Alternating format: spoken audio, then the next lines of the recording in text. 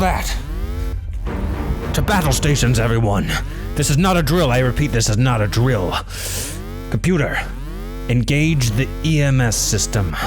Shit's about to get real. Manual activation required. Oh, crap. You know what this is called for? It's time to surpass the limits of human physiology. Alright, that's it. Buckle up, everybody. It's gonna be one hell of a ride. Here comes the juice.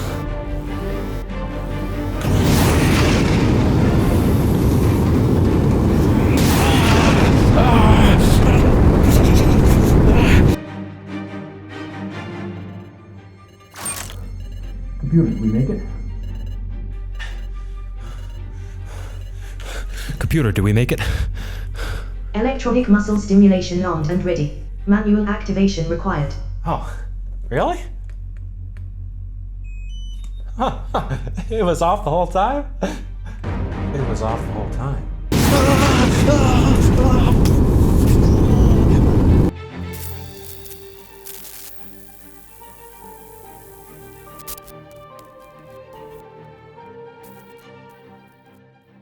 Well, we all know that there's no magic way to zap fat away and get a six-pack without putting the effort in, right? But still, you just can't help but be tempted to at least try it out just to make sure. Well, guess what? I already did that experiment for you, and I did a very meticulous case study on myself using the FlexBelt to see whether or not it works. So what I did was I did 30 days of electronic muscle stimulation, and as a bonus, I also did 30 days of traditional ab training and traditional ab exercises, and I compared those two so that you can see objectively what happens when you try both methods.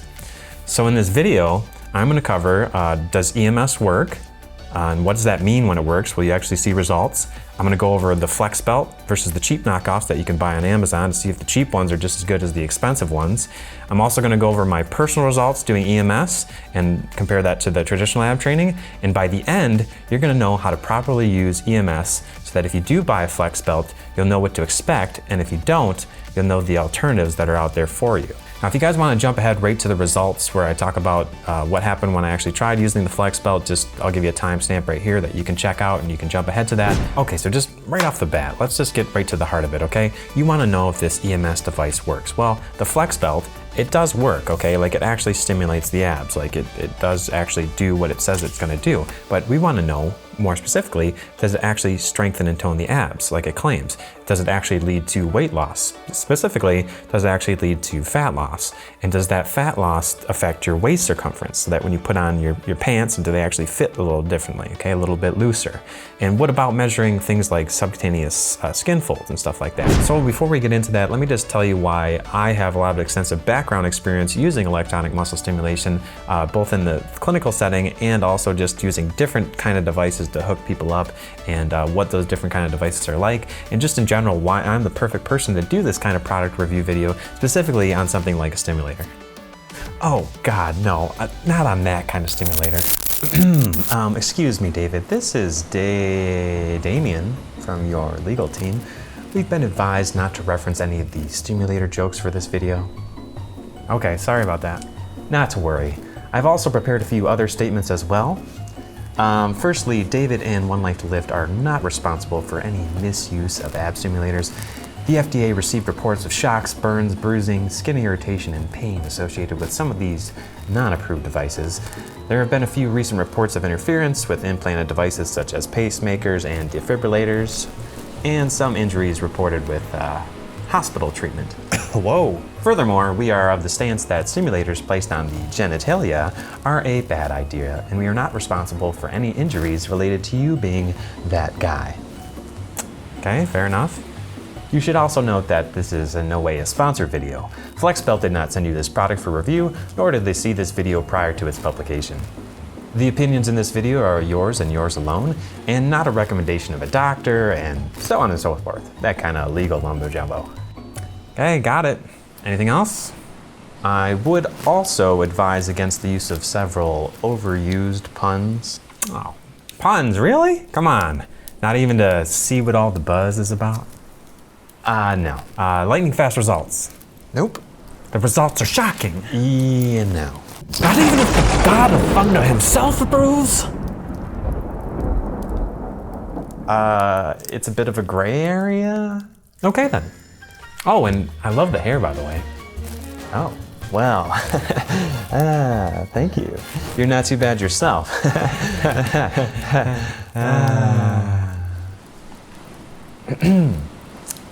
So, we'll be in touch. Alrighty, thank you very much. Thank you to our legal team. Thank you, Damien, you said? Yes, thank you, Damien, for that update. And let's get into the rest of the video here. So like I was trying to say before, there's 3 main reasons why I think I'm the best kind of person that's very well suited to make this kind of video. Number 1, I'm probably the only person who's doing this out there that's like actually an expert, who's actually qualified in this kind of stuff, okay? I'm not just some Joe Schmo, I'm an exercise physiologist. I have experience training my abs in the past, okay? I don't need this stuff, but I figured I'd test it out to see if the science kind of backs me up. I also used a lot of electromyography in my research. That's EMG. So during my graduate studies, I actually hooked people up to little sensors on their muscles. It was actually on their leg muscles for a balance study. And we actually looked at the EMG activity and measuring people's muscle activity. I'll make another video on the EMG research and how that stacks up for ab training, and including the best exercises out there for ab training. So check that out down in the description or up here. And also number 2, I want to talk about how I have a lot of experience training my abs in the past, okay? So my abs are trainable if you see me when I was younger. Here's a picture of me when I was younger, okay? I did a lot more ab training, a lot more cardio, and I just had a better metabolism, higher metabolism. And nowadays I kind of do more of a push-pull legs training scheme, and I haven't really done a lot of ab training in the last couple of years. But if you guys are interested in that push-pull legs training scheme, again, check the description. I have a video that I did. And also number 3, the biggest reason why I'm probably the best expert to talk about this is because I actually have a lot of experience using electronic muscle stimulation and various muscle stimulation devices. I've worked at a dozen different physical therapy clinics over the years as a tech, and my job as a tech was to literally just spend all day hooking people up to muscle stimulation, okay? And it was a different kind of muscle stimulation. It was more for therapeutic use, okay? Like interferential currents, NMES, Russian stimulation, stuff like that. And the reason why I mention all this physical therapy stuff is because these stim units were originally developed for physical therapy, for people who are have very weak muscles that have just had surgery or are recovering, or they have muscle wasting. And then later people sought to use them as a hack for the healthy population, and take all these medical grade pieces of equipment and then slap them on a healthy person and try to stimulate their muscles and promote it for things like tone and fat loss, okay? There's even cases of back in the day when the Soviet Union was a thing that the Soviets, the Russians, would use for their Olympic teams. They'd use the muscle stimulation to try to get even stronger contraction when they were working out, and they called that Russian stimulation, which is actually still used sometimes in physical therapy. That's like a really strong contraction. Now EMS is used in the clinical setting for muscle retraining to help prevent muscle atrophy in bedridden patients, okay? Now most people watching this video, they're not really interested in the physical therapy side of things. They're just interested in how exactly are we going to measure the results? How are we going to see the results? So I figured that with this video, I'm actually going to look at very specific objective measurements. Since I'm a scientist, I actually want to be able to measure subjectively and mostly objectively which results are most important to people, which are more than just feelings of firmness and stuff like that. So what I did was I specifically measured my waist circumference. I also measured my percent body fat by measuring the subcutaneous fat underneath my skin using Skinfold calipers, which literally measure how much fat is there, okay? I also measured my subjective feeling of firmness, but I also took pictures and video of the before and after so we can look at the aesthetics of it too, because people care about how it looks as well. Now the primary device I'm going to be measuring is the FlexBelt, but I know that there's a lot of cheap knockoffs on Amazon that are just these made in China things, and you want to see whether or not they actually hold up compared to the really good version, the expensive version, okay? So there's 3 reasons why I bought the cheaper knockoff version of the FlexBelt out there, and the first one is just because I was curious to see if it's just as good as the FlexBelt. Why spend more money when you can get the same product for less, right? And the second reason is because the cheaper ones are in the shape of the 6-pack and the 8-pack, okay? So it makes you feel like you're George Clooney playing Batman.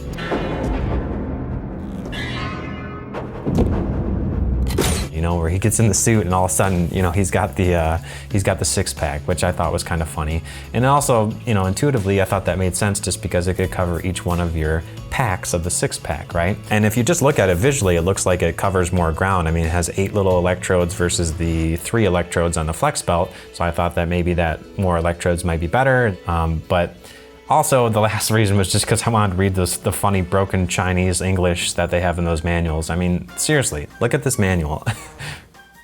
Like, who wrote this thing? But I don't want to waste too much of your guys' time talking about the cheap version. Just know that I think that, in my opinion, you should not buy the cheap versions of these, even if they're really tempting. They're only $30 or $40 because you're spending $30 or $40 just to throw something in the trash, okay? It's just absolute garbage and a complete waste of money, okay? I guarantee you that it'll end up in the garbage because of 2 reasons. Number 1, it doesn't have any rechargeable batteries, meaning that they aren't sustainable for long-term use. And number 2, they have terrible sticky pads that are not medical grade like the FlexBelt ones are, and they'll barely last a few days before they come off. And keep in mind, that's even after I applied this little tip that I learned from doing my research, where if you want to keep a site really dry and free of those oils of your skin, you use isopropyl alcohol wipes to clear the skin of oils, okay? And when you clear the skin of oils, then it's going to stay on there and it's going to last a lot longer. Now, no matter what version you get, whether you get the FlexBelt or the cheap version, eventually those sticky pads are going to have to get replaced, okay? But the FlexBelt ones will actually last you months, as opposed to the cheap version, which barely lasted me 2 days before it just completely fell apart. And that's even using isopropyl pads to clean off the oils in my skin. Okay, so what's so good about the FlexBelt specifically? Why did I pick that versus one of these cheap knockoffs? Well, part of the reason why I chose BMR's FlexBelt was because the FlexBelt and the Slender Tone, which are both made by BMR, are the only manufacturers that are listed directly on the FDA's website. BMR was from this medical background where they used to make EMS and TENS units as medical devices before they became consumer products. And now that they're consumer products, they're very popular in general, so I wanted to see if they lived up to the reputation. So first of all, let's talk about a lot of the BS claims that are made by other manufacturers and the more reasonable claims that are made by FlexBelt, okay? So there's a lot of other websites out there that say their stim units specifically target really deep core muscles, okay? Now, anybody who knows a little bit about anatomy knows that you have your rectus abdominis muscles, you have your oblique muscles, and then you have these really deep muscles, which are your true core muscles that actually touch the spine, that actually make you feel better for your lower back pain and things like that. And that's called your transverse abdominis, okay? And I remember watching this thing from Slender Tone where they specifically said that they target the transverse abdominis. And I did not feel deep core transverse abdominis activation when I did my results, but if you're interested in that, I could make a video on how to do transverse abdominis activation. There's a lot of physiotherapy exercises where you can work on that, like doing stomach vacuums and transverse abdominis bracing. So if you guys are interested in that, let me know. Another claim that you see by a lot of these companies is that they're very discreet and that nobody will know that you're actually doing your ab training. You can wear it around underneath your shirt and you can watch it. You can watch TV with it. And I did find that to be true. Like if you look at some of these pictures here, you can see that I have the FlexBelt on underneath my shirt and you can't even tell that I'm wearing it. But if you're worried about that, technically, yes, you can wear it around and you can just stick the little stimulator remote in your pocket and nobody will ever know that you're secretly training your abs, okay? Now, according to the marketing material of some other manufacturers, users of their belts should find an average waistline reduction of 3.5 centimeters after 4 weeks of use, okay? Now that seems like total BS to me because apparently nowadays you can't actually make claims about losing subcutaneous fat, okay? You can say that you can firm up your abs and you can tone your muscles and you can, when they do these customer satisfaction surveys, these questionnaires afterwards, people say yes. Like in the FlexBelt marketing materials, they say yes, 90% of people, or whatever it was, felt like they had firmer abs, okay? That's a more reasonable claim than saying you're actually gonna lose fat from your stomach. And apparently the FDA doesn't allow them to do that anymore. And of course, since these devices were originally used in physical therapy clinics and stuff like that, they make these claims to aid in muscle recovery, and they also claim to increase strength. Although there was no real good way during the pandemic right now for me to see if I could increase my abdominal strength because I don't have like an ab crunch machine. And honestly, I don't think anybody who's gonna be doing this is gonna be actually testing out their ab strength. By the way, strength is like how much weight you can do in one single repetition. And a lot of people really don't care about their ab strength per se, unless they're a strength athlete. So I didn't include that in this video. But like I was saying before, apparently now companies can't just claim that you have abdominal fat changes that are possible with exercise using only just their machine. Because back in the day, they used to claim initially that just with these stim units and no exercise alone, you can lose fat from these devices. And nowadays they say that in combination with exercises, if you use these ab stim units, it helps to enhance kind of that, the toning, and they kind of insinuate that you're gonna lose extra abdominal fat because you're using this to kind of enhance your workouts. And that's a little bit misleading. So I'm gonna try to address that. So I'm about to talk about the FlexBelt's best features, but just know when I did the FlexBelt training and also when I did my traditional ab training, I kept my calories at the same level, 2,800 calories. And that level that I chose with the calories is the same amount of calories as I ate normally. So I didn't change the amount of calories I was eating. So when I compare my results at the end here, that's just compared to my normal training with my normal calories. Just know that I kept everything the exact same as I normally would. Okay, so let's talk about the FlexBelt's best features. So one thing that I really like about the FlexBelt is that it is made for all sizes. So it fits 24-inch to 47-inch waists, and it comes with this little cool extender that makes it so that people who have bigger guts can be accommodated with that extra add-on extender. But when I tried it, it fit very comfortably. The belt was high quality, it was made from good materials, everything was medical grade, and the pads that came with it, the little electrical pads, were really good quality. They stuck very well, they maintained their stick, and they were just overall a lot better than the cheaper knockoff version that I tried too. I also like how the FlexBelt came with a nice little manual that shows you everything, and yes, I did read the manual, unlike some people. I get my free FlexBelt, I get it, I open it, and there's a big manual, but I was like, I'm not reading this, so I actually went online and found a video. But yeah, this tells you how to use it. It comes with a nice little illustrations for everything and how to use the pads, how to care for them. It doesn't mention that little tip about using isopropyl alcohol, so I'd recommend that you do that just to make sure that you get a better stick. And it gives you a list of all these different exercises, and I'll show a graphic up here that shows you the program details, but it comes with what they call passive programs, which are without the actual crunch component where you're just letting it stimulate you. And then it also comes with active programs. And the active programs are harder. They're programs 8 through 10. And those ones are the ones where you actually are doing crunches simultaneously in sync with the intervals of the program. So as it stimulates you, you do a crunch. And I actually enjoyed both of those. And I also like how they included a 30-day plan. So they expect you to do 5 days a week of the stimulation and 2 rest days. So that's what I did for this. I said it was 30 days of training, but really I followed the program here. It said to do it for 5 days a week. And that's also on top of me doing my traditional training, because I didn't stop doing my traditional ab exercises. I kept doing the traditional stuff in tandem with this stimulation. So, and on top of doing this program, I also did my 1 day per week of regular ab training, which was not a crazy ab workout by any means, but I didn't stop doing that because I didn't want to see any detrimental effects from me stopping my existing program just to start this program. So I did this program on top of what I was already doing so that nothing would change and that wouldn't affect the results. FYI, it took about 3 hours to charge the controller, so if you want to use it repeatedly, you shouldn't really have a problem doing it multiple days in a row. It did last me several days before I had to charge it again, so that's not really a factor, but it does take about 3 hours to charge the controller. As far as applying the pads, it's very simple. There's just 3 pads. There's 1 in the middle, 2 on the sides. The 2 on the sides are for your obliques, and the 1 in the middle is for your rectus abdominis. There's 3 different little marks that they have for where you place the pads if you want to try like small, medium, or large size for the belt. And then if you're like extra large or you need the extra extender, they also included that within the belt. And although I would like the gel pads to be a little bit larger to cover more of the abs just for my own personal security and that feeling that they're all covered, technically I know that the nerve fibers that run in the abdominal region, they branch out to all the other ab muscles, and that even though the ab gel pads don't technically cover all of your abs, they technically do cover all the abs because those nerves branch out and they stimulate the other muscles. So in that sense, it makes sense that all of the ab muscles are going to be firing at the same time, although from my personal experience, it did feel a little bit lopsided. Some of the muscles felt like they were firing in one region but not in the other, and that would change from day to day. So even though all the muscles were supposedly contracting, I did feel like there were certain hot spots where it was really contracting versus not contracting. And I usually don't feel that when I do the traditional ab training, where I feel all the muscles really evenly contracting, and it doesn't feel the same as doing traditional ab training. I'll definitely say that. It's a different sensation. And the only time that actually really ever felt super comfortable for me to do the EMS training was when I actually flexed my abs, kind of picturing myself as if I was doing traditional ab training. So I would definitely recommend that if you did do the EMS method, that you try to think about doing crunches while you're doing it, and you'll have a much more pleasant experience. And if you can tolerate it better, you'll have better adherence, better compliance, and you're more likely to succeed.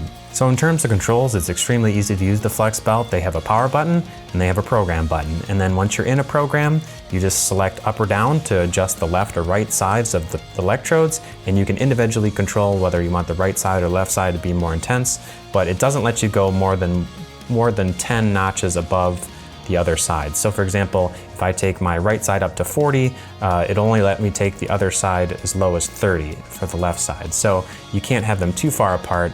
And from my experience, I generally kept them pretty close, but I did notice for me personally that I did like to kind of take it up a little bit more on one of the sides to get a little bit more stimulation, and that for whatever reason, on whatever given day, one side of my body would be able to handle a little bit more stimulation than the other side of my body. So FlexBelt recommends that you start out by trying to reach an intensity level of 15 or higher on your first session. It ranges from 0 to 150 in terms of intensity. Now for me, I started feeling at about 16, and that was just feeling like a little bit of tingling and stuff like that. But I don't think that I would ever take it up to 150. In fact, as soon as I got up to about 40 on the settings, I was already starting to cramp up on one side. And then once you start cramping up, it kind of locks up, and you really don't want to take it back up that high again because you're kind of sensitive to it. So I would recommend you just slowly take it up, and then as you get used to that intensity during the session, you can maybe take it up a few more notches from there. And then over the course of several weeks, you want to ramp that up. But if you try to just jack it up really fast, you'll get a very uncomfortable cramp. It won't feel good. It doesn't feel like you're getting a muscle burn like when you're doing a traditional ab workout. So it just completely feels like a cramp, and I wouldn't recommend you just jack up the intensity, okay? And as a pro tip, there is a function on there where if you press 2 of the up arrows plus the info button at the same time, it'll increase the intensity faster. So if you really want to take it up really fast, like you want to take it up to level 60 or whatever, because you've been doing it for a while and you don't want to monkey around with it for too long, just use the info button and the 2 up arrows and it'll take it really fast. So let's talk about my experience using the FlexBelt and what it feels like. So for me, I started out using the lower programs, which is P1 through P3. So as I mentioned before, level 16 was when I first started feeling those tingling sensations, kind of like a pins and needles, not uncomfortable at all, just kind of like when your arm falls asleep. And then at 31, I felt the first partial contractions start to kick in. And at level 38 and 40, it started getting harder. And then once I went past 40, above that, it felt like cramping. So I didn't really try to push it much further than that. I don't really know how certain people that have reviewed this have said they've taken it up to like level 100 when they're first starting this. Because for me, I felt it immediately at 40, and if I had gone even 10 notches higher than that, I would have just been curled over in pain. So don't try to be like a tough guy and like crank it up to the max. It doesn't really do anything. Once your muscles are already starting to lock up, you don't want to keep on pushing it, okay? Just back it off and play it safe. Because once it locks up, then you're more sensitive for it to cramp up again, and you don't want that to happen. One thing that really helped me prevent the cramping sensation though, was I would try to tense up my abs when I knew the stimulation was coming. So you can feel it start to ramp up a little bit, and if you do a voluntary kind of crunch with it already firing, it gives you a little relief from that cramping sensation. And if you're just like completely relaxed and not paying attention, all of a sudden it'll just kind of seize up on you and cause a cramp. The other thing that really helped me with the cramping was to either lie down or stand up and avoid the seated position. So after about the first week or so of experimenting, I tried some of the more advanced programs like P9, which is timed crunches, and it basically had me do 3 sets of 10, but I found that the intervals were too slow. Like, I know that you want to go pretty slow with your ab exercises in general since they're slow twitch muscle fibers, but I didn't like how long of a rest time there was in between contractions. So I like to do a nice slow contraction and then slowly lower myself down, but I don't like how slow the rest intervals were in between. And by the way, it says that it's going to be on for 3 seconds on and 3 seconds off, but when I timed it with my stopwatch, it was actually 4 on and 5 to 6 off for the rest interval, which is way too slow. I don't need to rest for 5 or 6 seconds in between every contraction, because at that point, it's almost like you're not doing a set, and your body doesn't treat it like you're doing a set of exercises or a set of reps. And that clustering effect is very important to tell your muscles to make those adaptations. So like if I was doing bicep curls and I waited 6 seconds in between each bicep curl, that my body wouldn't treat that as a set, which I think is a big problem, because research has shown that, and I can If you guys want to see a future video on this, I can show you. But basically, the research has shown that if you cluster reps together into a set where you just start doing, not too long of a rest time in between each individual repetition, that your body responds to that in a specific way that makes your muscles grow more and adapt more to that stimulus than if you had just waited like 5 or 6 seconds in between each set. That's called rest pause training, and that's kind of been debunked in the literature that you should not do that in order to get muscle growth. And it defeats the purpose of the set clustering effect. And also one kind of weird thing was in between sets, they have to let you rest, right? So after you do each set of crunches, it gives you 20 seconds to rest between sets. And then 3 seconds before the set starts, it beeps 3 times to let you know that it's about to start. And that little beep was very helpful to let you know that you had to get back into the set and you'd be ready for it. But I wish they enabled this option on all modes with the option to silence it if you want to be discreet. Also, I tried the P10 program, which is the oblique crunches, where there's a 3-second hold and then a 3-second rest, even though the manual said there was 2 seconds on and 2 seconds off. So again, there was a bit of a discrepancy from what the manual said. But again, I wish that they would have had smaller rest times and smaller contraction times and just let you do more reps faster. But overall, I liked the oblique workout a little bit better than the regular crunch workout because they actually use faster intervals. And again, I don't want to wait 5 or 6 seconds between each repetition. I just want to go faster, and it still wasn't as fast as I would have liked for the obliques, but if it had actually gone 2 seconds on, 2 seconds off, that would have been great. It was 3 seconds on, 3 seconds off, but anyways, I'm just nitpicking. Oh, and one more thing that I forgot to mention is that I never really experienced any soreness, which is kind of weird. I thought I would at least be a little bit sore, especially when I was doing the cramping stuff and I was locking up. I thought for sure the next day I would be sore, but I actually wasn't, which is a little bit of a red flag for me because whenever I do ab workouts that are intense, I always feel sore the next couple days after doing them, unless I just did kind of like a half-assed workout. So I don't really know if necessarily you have to be sore in order to get a good workout, but it's kind of strange that I never felt soreness after any of these workouts, whereas when I did my traditional ab training, I felt sore almost every time afterwards. And it's not like I was doing these crazy intense traditional ab training exercises. I was just doing crunches and stuff like that. So it's a little bit concerning to me that I never felt any soreness. It's almost like I didn't really get a good workout in. But when you take someone who's out of shape and you give them any ab exercise, whether it's the FlexBelt or any of these traditional ab exercises, doing anything will probably make them sore because they haven't done those exercises before. And when something is novel or new to you, it causes eccentric muscle damage and it causes more soreness for you. And those muscle motor units are not used to being recruited in that way. So that's something you got to keep in mind, is that maybe for me, I didn't experience soreness, but it doesn't necessarily mean that you might not experience soreness, especially if you're not used to doing ab exercises. For me, I have a higher threshold for just ab exercises in general before I would feel sore. Although I still admit I was expecting to be a little bit sore from doing this because I had never been stimulated in this fashion. It's not like I just sit there and do isometric contractions by myself all the time.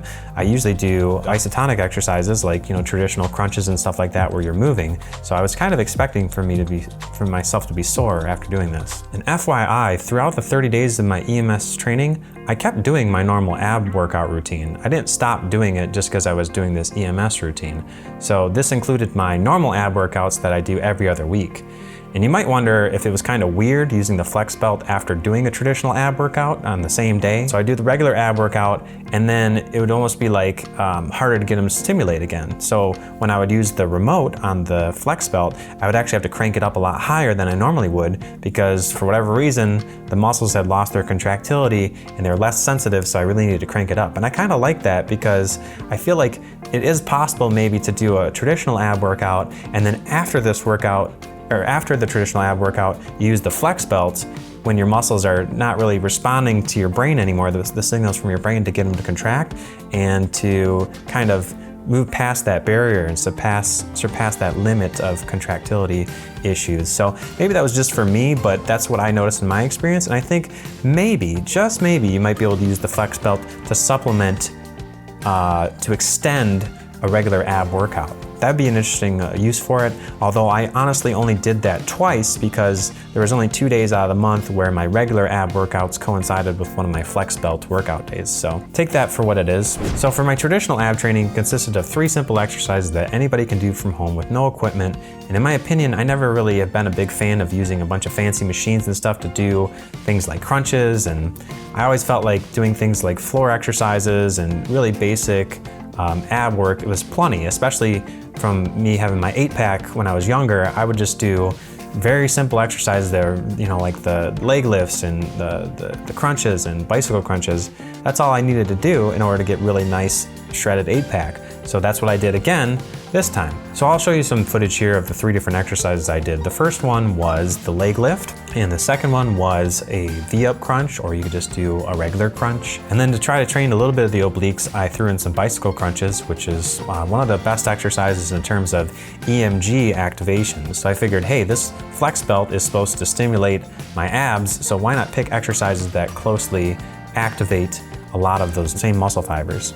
And in terms of my programming for these exercises, I just did all 3 of those exercises for 10 to 15 sets for 5 to 6 days a week, just like I did with the FlexBelt. I did the exact same program, and we're gonna compare the results, 30 days of EMS training versus 30 days of traditional ab training. So here are the results. So after 30 days of EMS training, my waist went from 34 inches down to 34 inches. Okay, so there was no change. I didn't really expect there to be a change, so this kind of matched my expectations. And then after 30 days of traditional ab training, I did actually lose 1 inch from my waist. It went down from 34 inches to 33 inches, which is actually kind of surprising that I lost a full inch or so, because I wasn't really expecting to lose that much. I didn't really change my diet at all. And typically, if you don't change your diet and you don't change your calories in or calories out, and you keep everything the same, you really shouldn't see a change in your, you shouldn't really see like what's called spot controlling, where you lose just fat from just your abs. But that being said, I was doing 2 workouts a day basically, so I think the reason why I lost that extra inch from the traditional ab training wasn't necessarily because I was doing more ab exercises. It was just the fact that I did my regular workout earlier that day, and then at the end of the day, I supplemented that workout with an extra workout, and that just so happened to be an ab workout. And I think I just burned more calories from doing that extra workout. I'm not considering it to be like a huge deal that I lost that 1 inch, especially when you look at the next stat, which is weight, okay? So if I look at my body weight, I track that, and for the 30 days of EMS, I had basically no real change in my weight. I can show you the numbers here, the change before and after, and there was really no significant change in my weight for either the EMS or for the traditional ab training. So in both cases, I did not see any difference in my weight. I expected that because I didn't change my caloric intake at all. I ate the same amount of calories every day, and it did fluctuate here and there, but when I averaged it out and also looked at the standard deviation to see how much I went above and below that average, it really wasn't that big of a difference, and I think I did a good job of staying consistent. So the last thing that I was really curious about was looking at the Skinfold measurements. So I used a pair of Lang Skinfold calipers, and the reason why I chose Lang Skinfold calipers is because they're specially calibrated. There's the same amount of tension on those spring-loaded mechanisms, so that when you pinch your abdominal skin folds, that it's the same amount of pressure each time, and you can always get the same reading. So this is a little bit hard for someone to do at home if they're not a skilled technician like I am, but I used to run the Human Performance Laboratory. I used to do hundreds of skin folds, and for me, even doing it on myself, it was a little tricky, but I managed to get 2 skin fold sites, which is not typically how it's done. Usually you take a sum of skin folds throughout your body. You usually use at least 3 to 7 and then average it out for the full body. But since I couldn't do that without an assistant, I used 2 sites, and the 2 sites that I used were the suprailiac region, which is right above my hip, and a diagonal skin fold. And the second site that I picked was the umbilical region, which is I did a 1 inch below the navel or the belly button, and I made a horizontal fold and I measured that. So in terms of results for the skin folds, I had 30 days of EMS training that I did, and after those 30 days of electronic muscle stimulation, the SI site went from 11 millimeters to 11 millimeters, so no change at the SI. And then the umbilical Skinfold went from 18 millimeters to 17 millimeters. So that's only a 1 millimeter difference, which I would say is probably not significant. So I would say there was no change in my Skinfolds, which is literally me pinching my subcutaneous fat and measuring it, which I think is a fairly accurate way of doing it. And then after 30 days of doing the traditional ab training, I again looked at those same 2 Skinfold sites, and the SI went from 11 millimeters to 10 millimeters, and the umbilical went from 17 millimeters down to 14.5 millimeters. So yeah, actually I did lose a little bit of subcutaneous fat from doing the traditional ab training. Not a whole lot. I wouldn't consider the 11 millimeter to 10 millimeter to be significant for the SI joint, but the umbilical I did lose 2.5 millimeters from that, and that usually is somewhat significant, although it's nothing really to write home about. We'll see how that goes when I actually compare 30 days of traditional ab training to the 30 days of dietary restriction that I'm doing in a future video coming up, and we'll see if I really lost the equivalent of that many millimeters of subcutaneous fat. So anyways, that's the result for the Skinfolds. So overall, I would say that I didn't lose any weight from either intervention, but I did lose a little bit of subcutaneous fat, clearly, from measurements of circumference, my girth measurements, and also from Skinfold measurements, I lost just a little bit. 1 inch, 1.25 inches or so from doing the traditional ab training off of my waist circumference, and then, 2.5 millimeters off of my umbilical region for my Skinfolds. So that's kind of cool to see. But, it's nothing super exciting, just a small change, and that's actually a little bit more than I would have expected. So that's on par for what we can expect from this small kind of intervention, and not changing the diet whatsoever. So anyways, that's the results I got from those.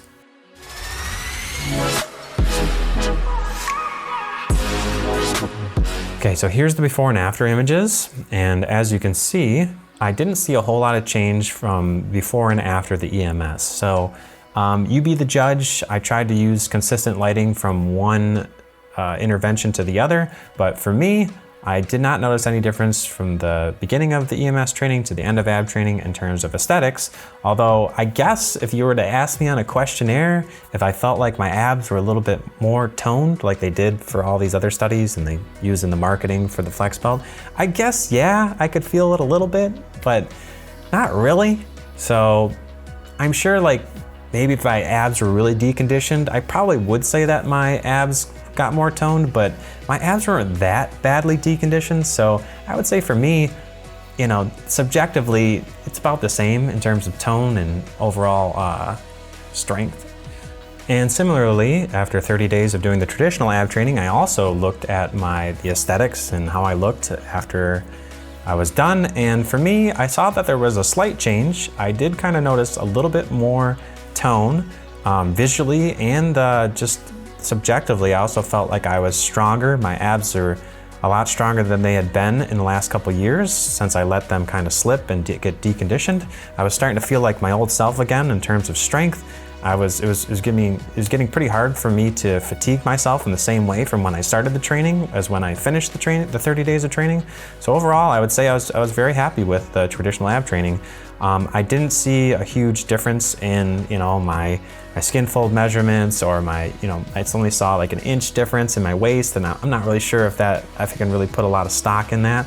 But I am really looking forward to when I do 30 days of caloric restriction, which is a future video that I'm going to be working on, where I actually show what happens when I actually do cut my calories. And I'm going to compare 30 days of traditional ab training to 30 days of caloric restriction, doing a cut or a diet. And I don't like that word diet, but basically I'm going to see how my abs look visually after those 30 days, and stay tuned for that, because I think that'll be really interesting, and I'll actually see a very drastic change in the look of my abs. So right now they feel strong.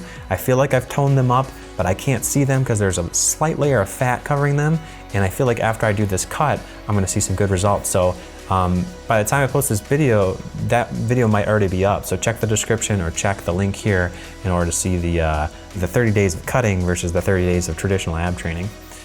Okay, so I know that was a lot of information, but let's get on to the final conclusions. So would I recommend these kind of devices? I would say in general, no, I wouldn't recommend the EMS stimulators. It's kind of a foregone conclusion that a trainer would tell you that, or somebody who's in the exercise, physiology realm. So I wouldn't recommend you go out and buy one of these devices if you want to lose weight or see visual results. But I mean, you might find a little bit of that sensation or a little bit of that like optimism that like you're starting to feel some results and you're starting to feel a little bit of tone since you had none of it before. But for me, I didn't really experience that because I'm already kind of in shape and I didn't really feel it. But if you do end up buying an EMS device, make sure that you buy the expensive version because number one, it's well made, so it won't instantly end up in the trash like the cheapo version will. And then number two, you can use my affiliate links to try the product out, and that helps to support my channel. So hey, why not? Give it a try. And just in general, if you buy an EMS device, you want to make sure that it comes with good programming options, and the cheapo one just really didn't have good programming options. The one thing that I really liked about the FlexBelt is that it ramps things up. So for years now, I've actually worked with people who've been in traumatic brain injury, accidents, car accidents, so on and so forth, and they tend to use a lot of these stimulation devices where either due to lack of muscle coordination or paralysis or hypertonicity or whatever, they've lost control of one of their limbs and they need to stimulate that via muscle contraction. And one of the best features they have on those medical grade devices is that you can choose how much it ramps up the intensity. So one thing that I like about the FlexBelt in particular is that it lets you slowly ramp up the intensity. Instead of just instantly hitting you with the contraction, it ramps it up so that your muscles don't just freak out as soon as they get that really large stimulus coming in.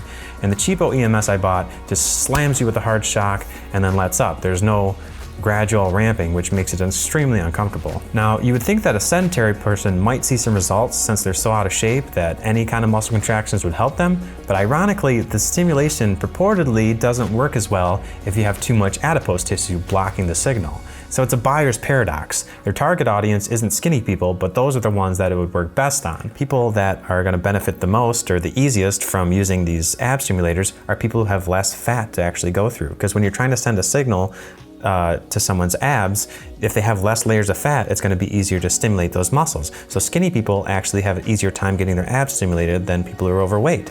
So it's a catch-22 because the people that would benefit the most from these ab stimulators are the skinny people who are not their target audience. But I think that a lot of people that are out of shape never really feel anything in their abs. So even if they feel a small amount of tingling, they're like, oh my gosh, it's actually working. When in reality, it's probably not as effective as someone who has less layers of fat. So if you're really overweight, like you have a big gut, like a huge gut, you're probably not going to be able to really benefit much from the EMS, which is ironic because you're their exact target audience, people who almost never work out. So take that for what it is.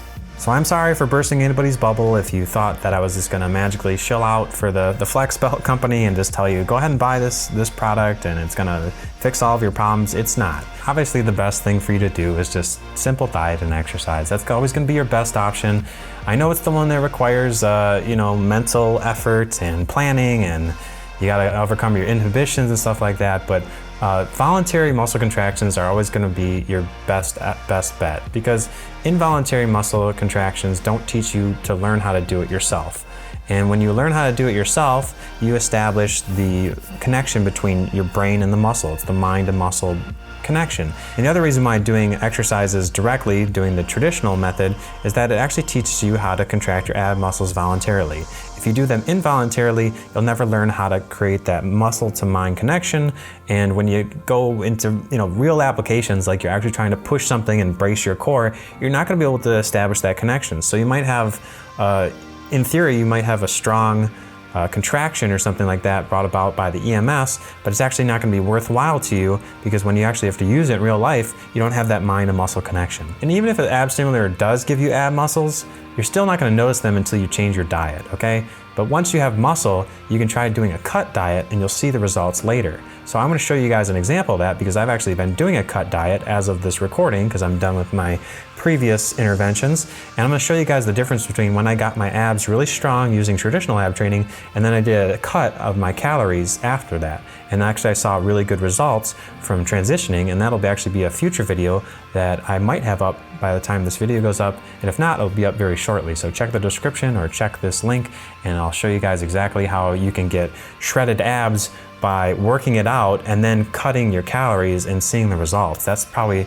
the best way to do it. So stay tuned for that video coming up soon. The other problem with these EMS stimulators is that they're inherently going to crap out on you eventually. And it's not the actual stimulator that's going to crap on you, it's the ab stickies. So you're going to put those little sticky pads on there, they're going to lose their stickiness, and it's designed to fail, and you have to get more replacement pads. And if you're not really getting good results initially, where you're seeing amazing results from this EMS stuff, you're probably going to just kind of give up, and then you just wasted your money on the device because you're too lazy to get the replacement pads. And it's just designed for yo-yo fitness fads and temporary short-term goals, which is just a terrible approach to take for your fitness journey. You want to be successful throughout your whole life and keep on working out your whole life. You don't want to just go for these short-term goals, and that's what they expect you to do, especially with this cheapo ab devices, is that the sticky pads don't even last longer than a month. So you're not going to be doing ab exercises for a month and then have six-pack abs the rest of your life. It's just set up to fail, and they definitely know how to take advantage of lazy people. I'll give them credit for that. At least the FlexBelt gives you quality pads that last a long time, but you do have to replace them. So it is an ongoing investment, whereas if you just do regular ab exercises, it's free.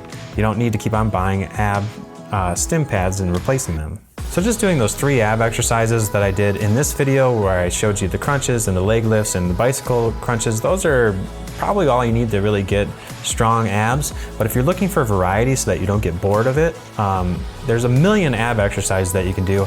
And I actually did a live stream, which I'm gonna link here, down below and up here, that you can check out, where I go through just a crap ton of ab exercises. They're all really cool. I use them all the time with my clients, and I think you're gonna love them. So check out that video if you wanna see examples of really cool ab exercises, and stay tuned in the future on I'm gonna set up like a playlist for all these different ab exercises and ab related content coming up soon. So that kind of wraps up this epic ab review video. I know it was kind of long and winding, but I appreciate you guys sticking with me till the end. And of course, I'd like to make a special shout out to all my Patreons who support me on patreon.com/1L2L. So Scott Syons and Margie and Jim Straneloff, thank you guys so much for supporting me throughout this journey, and also Scott Krause too. I'll throw him in on there, and I appreciate you guys supporting me as Patreon patrons, and honestly, all the Patreon contributions really help. Of course, subscribing always helps, liking the video helps with the YouTube algorithm, and commenting down below with literally any questions that you want answered for stuff in the future or about this video or my impressions is always a great idea. And also, as a special shout out, I'd like to just say thank you so much to everybody who left really positive comments on my earbud review video. I did that video as my first product review video, and that's the first video that really took off for my channel. And I was just overwhelmed with all the awesome comments you guys left. Like literally, usually on YouTube, people leave all sorts of comments, some of them helpful, some of them hurtful, some of them positive, but there was just an overwhelming amount of support on that last video, and I really appreciate you guys leaving all those positive comments and questions, and it was just really great to see that.